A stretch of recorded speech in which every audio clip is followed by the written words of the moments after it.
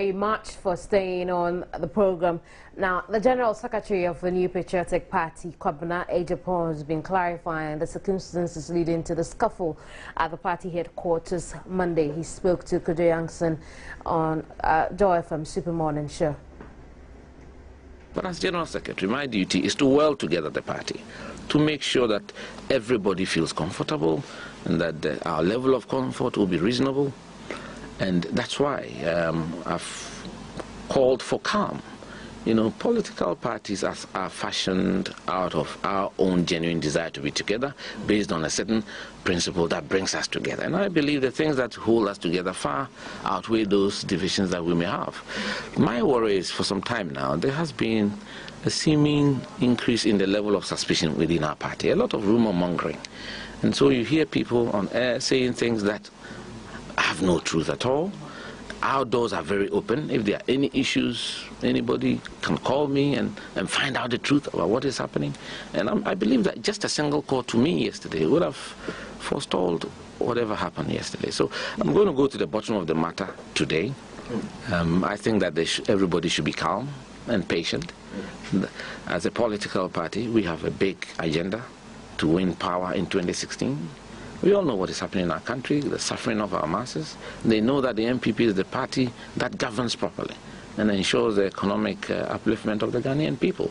So we are duty-bound as a leadership to work together to build and generate the confidence that is required to give us power to run this country. So as a leadership, we'll work our very best. I am interested working with a clean heart, with a clear conscience to work together. And I'm a bit worried and disappointed that there's been a gradual attempt. Sometimes when you see the opposition papers especially trying to drive a wedge, you know, there's somehow a suspicion is being created that some of us in the national executive have an agenda to work against a particular candidate. It is not true. I want to be very categorical. As a General Secretary, you know here, Kojo, that I'll be proud to say that I've been able to work hard and made a significant contribution to take the party to power. That will be on my CV. I will not sit here and work so that we lose in 2016, as people are saying, so that we wait for 2020. On what am I going to stand to go for re-election in 2018 if we lose in 2016? So it's not even a logical statement. I want to reassure all my party people, I want to reassure the country that as a General Secretary and as part of the new national leadership, we are going to work effortlessly to weld this party genuinely together. Political party needs a lot of dialogue, a lot of diplomacy, a lot of goodwill, a lot of civility and decorum. And we want to usher in a new era of trust, that people can trust each other, and that they will have proper conflict resolution mechanisms in our party. In fact, since I've been General Secretary, all issues that are in court with regards to constituencies, I've invited all the parties to the headquarters before I traveled. In fact, we deliberated till 11 p.m. at night because I wanted to convince the parties that it is better to take it out of court and have an arbitration and discuss issues. I believe that everything can be dialogued, and I believe Jojo is more important. When we went to the National Council, you can never issue a statement of poll without stating the date of the election. The Constitution gives us a date anyway, in case there's any confusion. So I was the last person to speak at the National Council, and I said this issue about early Congress and late Congress. We've been there before. In 1998, people have forgotten. I was managing Akufo-Addo's campaign when Mr. Akufo was also a candidate. He had just lost the election in 1996. So as incumbent, he wanted an early Congress. We wanted a late Congress. I mean, whatever the case may be, people who have gone through elections because they know they are popular want an early Congress. The new entrants who want to go and sell their message want a late Congress. Because of that, during the constitutional amendment, we said, let's take this early-late Congress aside and fix a window, a 6-month window, that 24 months to the elections in 2016, there should be a presidential candidate in place.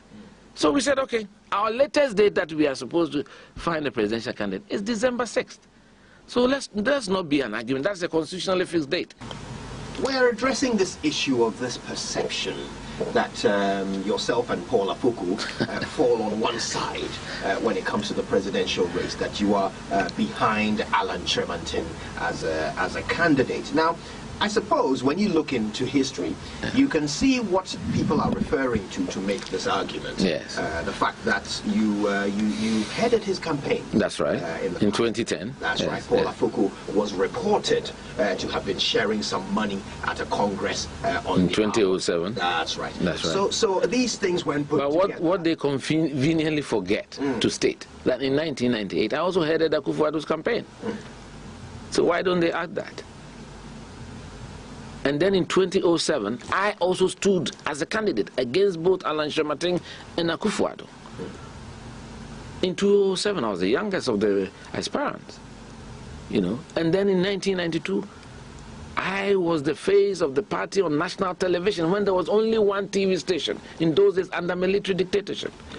When if you didn't have the courage, if you were not disposed to die a little for the party, in those days when it was dangerous to stand up and say you are MPP, some of us put our lives on the line and sacrificed for the party. So I have a record in this party. It's a matter of public knowledge. And at any point in time, you take a decision. So yes, I've played these roles. I've served at Dubois, I've served Kufuor, I've worked with Akufo-Addo, I've worked with Alan Shermanton, I've worked for myself, and now I am working for the party. I went around campaigning on building a solidly united party so that we'll be able to generate the confidence that is required from the electorate to give us political power. I'm not about to undermine that and damage my own self. Because how is it going to benefit me if we lose the elections in 2016? And I'll work actively to weld the party together. Those who are unable to deal with the fact that I won the Congress, I'm just encouraging them. They should deal with it. They should accept the fact that I'm the General Secretary of the party for the next 4 years. And I'm going to work hard to bring everybody together. Doesn't matter whether you supported me or not. That is politics. It's neither here nor there. So let's stop this attempt to stereotype people and pigeonhole us. That somehow or the other, we are supporting a particular candidate. We are not. What we need is a party that is united, that is dedicated to the principles of the party, the principles of service, sacrifice, selflessness, dedication to duty, the spirit of voluntarism, which appears to have died.